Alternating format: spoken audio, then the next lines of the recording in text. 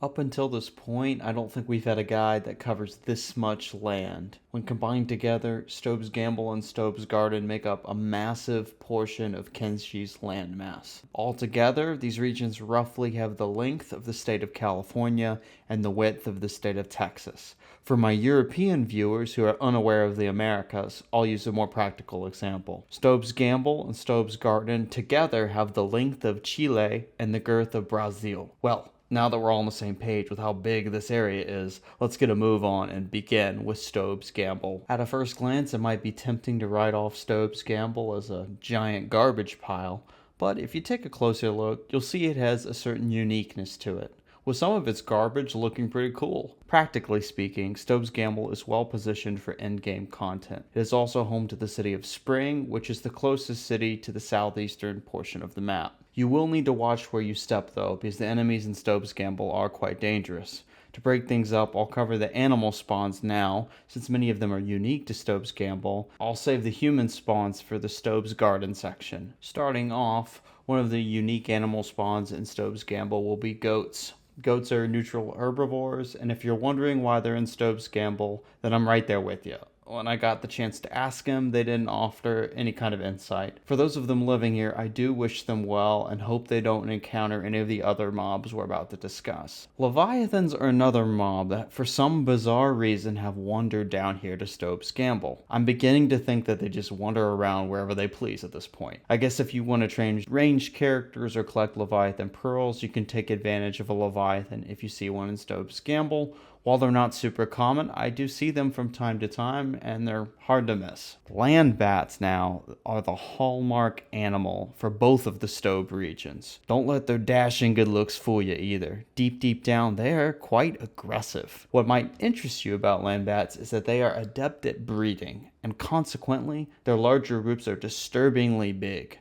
For context, each lambat has around 150 to 160 HP per limb. So, a group of 20 or so of them all together are incredibly tanky. Plus, like other animals, they have attacks which easily hit stun even the most well-trained soldiers. Moving along, black gorillos are an upgraded version of the regular white gorillo, and they live in Stobe's Gamble and Stobe's Garden. They are tough, but their max speed is slow, so they likely won't pose much of a threat to you. As intimidating as they might look, I've never seen a black gorilla win a fight in Stobe's Gamble. They pretty much get clapped by every other spawn. Very sad to see, but such is life. RIP. Now, the Southern Hive is an interesting case. They are a hostile version of the Western Hive, and their patrols sometimes wander into Stobe's Gamble from Grey Shelf. All things considered, they are relatively strong.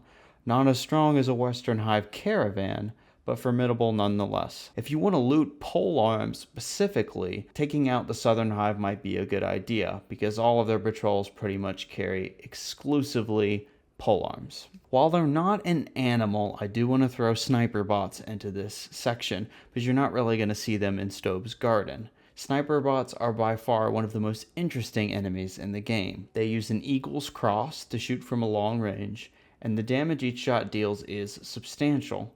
It's not unheard of for just one unlucky shot to blow off a limb or knock a character unconscious, so be careful. Your best defense against them, aside from deploying thoughts and prayers, is to be on the lookout for characters commenting on how they're being watched. If you're fortunate, you'll see that dialogue line before a bolt lands.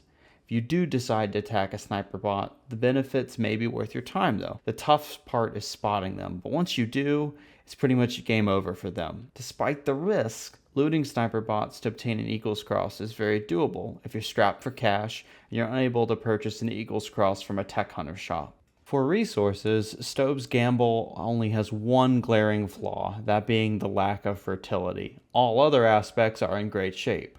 Iron and copper are abundant, and water is pretty much everywhere except for the higher plateaus. The pools of water in Stobe's Gamble are acidic too, which is a nice touch for those interested in using them in their front gate defense. To my knowledge, there is no acid rain in Stobe's Gamble either, so you won't have to make all of your characters wear iron hats. But iron hats are pretty cool though, so maybe you should just wear those anyway. While hydroponics will be needed, given that there's a lack of fertility, there's plenty of water available to satisfy what your hydroponic farms require. If you're interested in settling Stobe's Gamble, here are some settlement ideas. Each of these have a good amount of resources and are relatively flat. This location here in the south is probably my favorite, and the footage you see here is from the base I built in that spot. It may come as a surprise based on the danger of the area and the lack of fertility, but I like Stobe's Gamble a fair bit. I settled here during one of my later playthroughs, and it served as a perfect safe haven while my squad launched attacks on the southeastern portion of the map. Be warned though, Stobe's Gamble is in range of the Skin Bandits and the Reavers.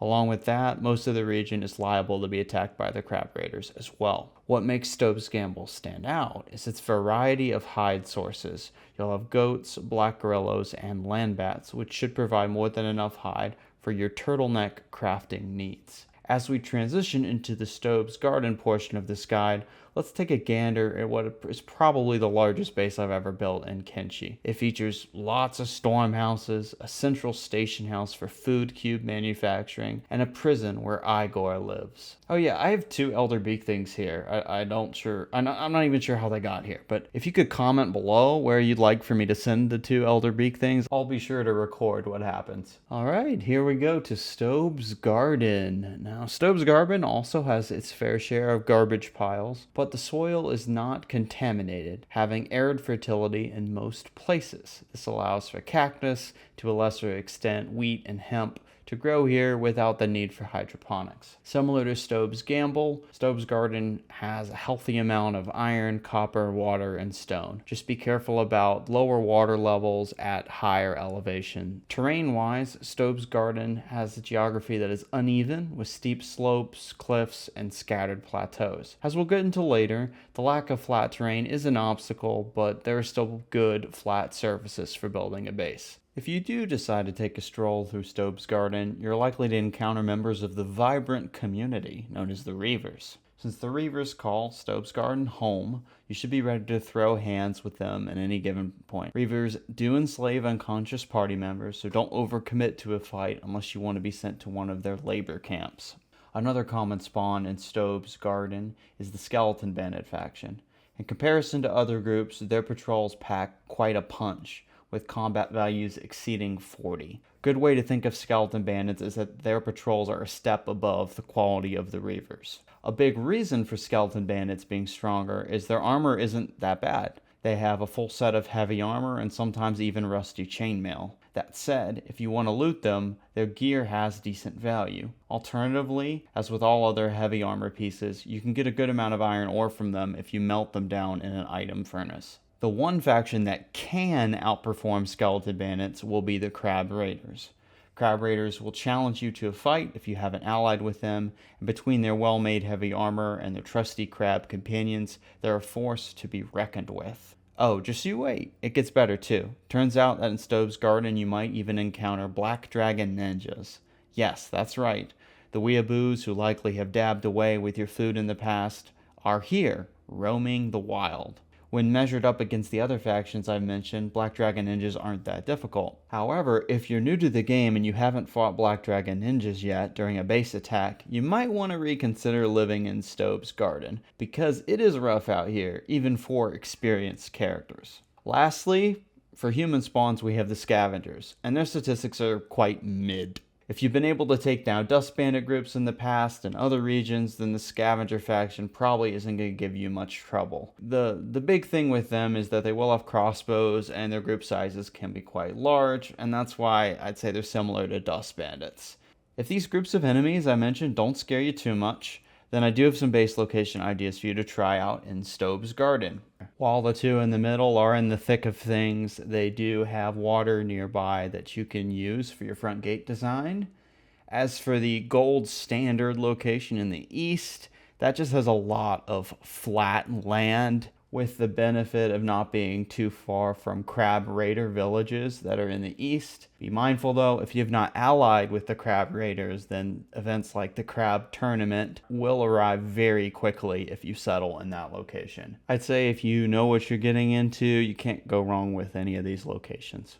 You have been warned though, setting up a base here is quite far away from civilization, and the base attacks are stronger than pretty much everywhere else on the map. I'd say Fishman Island is harder, But aside from that, the only more difficult experiences would probably be in Sonar Stark or the Ashlands. To that point, Stobe's Garden is perfect for training up experienced characters who are looking for a challenge. Once you get around combat levels 40 to 50, the XP grind can get exhausting if you're training on lower level enemies in other regions. Both Stobe regions solve this issue by providing enemy spawns with either a lot of health or those that have a combat level above 40. Especially if you're not feeling ready for the end game, Stobe's Garden and Gamble are great places to train up before heading out there. You can even use the Skin Bandit attacks to gauge how your squad would fare against Skin Bandit patrols, since Skin Bandit patrols they're by most measures the most difficult enemies you'll face in the game. Naturally, base defenses have a high importance in both of the Stobe regions. If you don't have a body of water available for this, then using turrets mounted on buildings or a double gate structure to increase your defenses is highly recommended. Take a look at this crappy but functional setup I had during one of my early playthroughs. The reason it works,